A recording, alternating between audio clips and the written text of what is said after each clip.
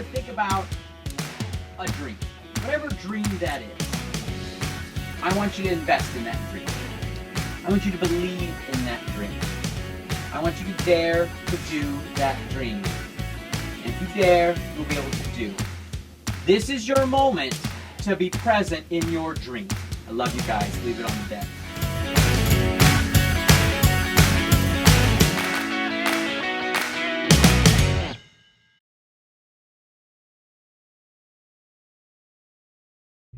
Hi everyone, my name is Julia and this is Yoga for Beginners. So you may be wondering, what even is yoga? Yoga, in its most simple definition, is meditation through movement. So I know when you see pictures of yoga online, you might see these crazy poses. So those poses are called the asanas. But the most important thing in yoga that we yogis like to focus on is the breath. And in yoga, we call this pranayama. So we're gonna do a very quick pranayama. You're gonna come to a comfortable seated position. If this isn't comfortable sitting cross-legged like this, you can always take one leg slightly out. You can sit on a little pillow, or you can swing the legs around, coming up and sitting. In either position, your shoulders are just gonna melt down your back. You're sitting up nice and tall. If you'd like, you can imagine a string coming out of the top of your head, elongating that spine. So eyes are closed or gaze soft and lowered. And we're just gonna breathe normally here. You're not gonna change anything. Nice, easy breath.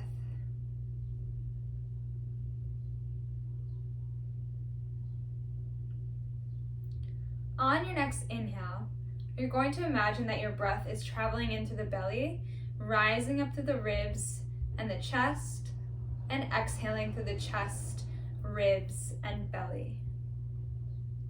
So this is called the Dirga breath, or the three-part breath, because we're breathing in three parts. So you're not changing your breath at all. It's just that imagery of the breath traveling into the belly, rising up through the ribs and the chest, exhaling through the chest, the ribs, and the belly. If you'd like, I'd invite you to place a hand on the heart and one on the belly, just so you can feel that flesh rise and fall underneath your fingertips.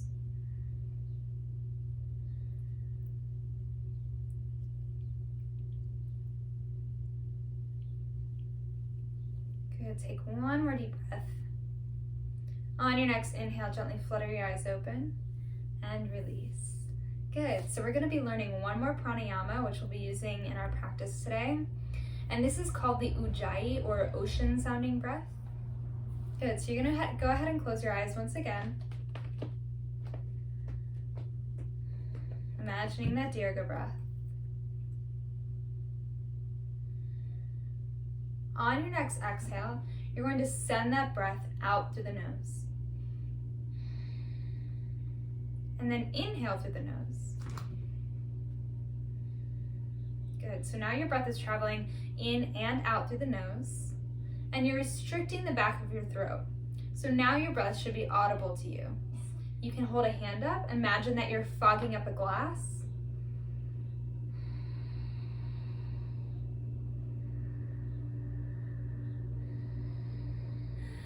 Good, so take two more of these deep breaths on your own.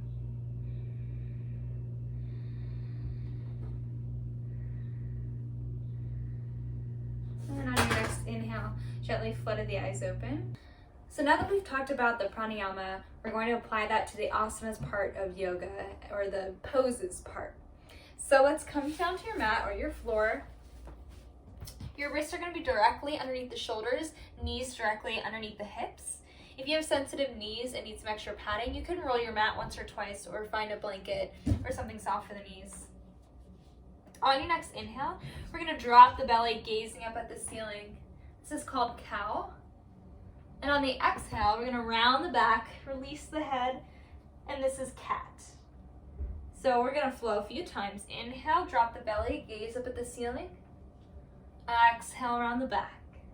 We'll do two more. Inhale, drop the belly, gaze up at the ceiling. Exhale, rounding the back. And last one. Inhale, drop the belly. Exhale around the back. Good, finding that neutral spine once again. On your next inhale, you're gonna take your left fingertips up to the ceiling, stack the shoulders. So there should be a nice long line from shoulder to shoulder. And on the exhale, we're gonna thread that hand underneath the right, placing your left cheek on the mat. This is called threading the needle. The hand on the mat can stay where it is, or you can slide it forward on your mat or wrap it behind your lower back. Breathing in and out through the nose.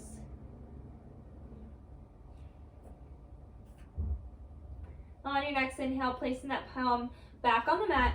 Inhale, send the left fingertips back up to the ceiling to unwind. And exhale to lower down. Inhale, right fingertips all the way up. Exhale, release, thread them underneath the left, placing that right cheek on the mat. Again, the hand on the mat can stay where it is, or you can slide it forward or wrap it behind that lower back. See if you can send some extra breath to that side body where you're getting a nice big stretch.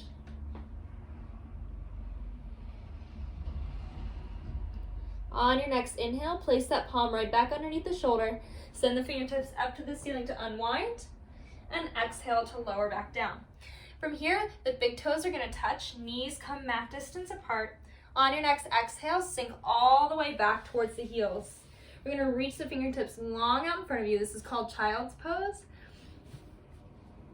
Good. And from here, placing the forehead on the mat is the full expression, or if that's uncomfortable, nose or chin is fine.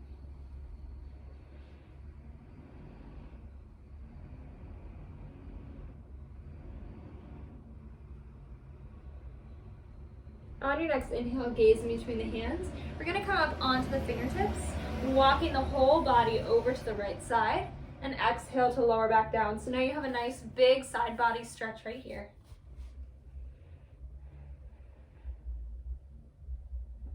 On your next inhale, gaze in between the hands, come up onto the fingertips, walk yourself over to the opposite side. Exhale to lower back down.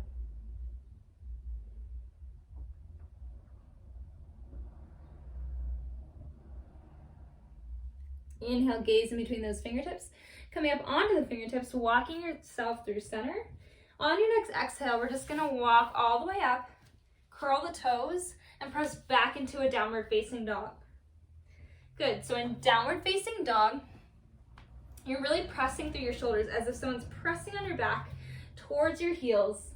You can come up on the toes. Make sure the knees are nice and bent. So you're not straightening your legs, but they have a nice bend, and you're sending your tailbone up to the ceiling. So you're really pushing through the shoulders, send them up, release the head and neck. You can bob it up and down a few times, make sure it's nice and loose.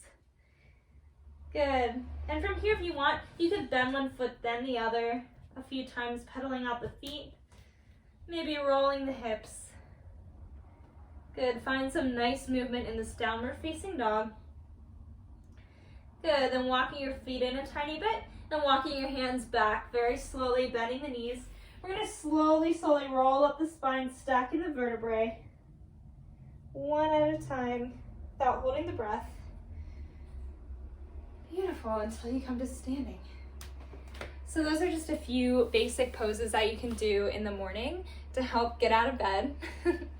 And next time we're going to build on that and do some standing poses and a full flow.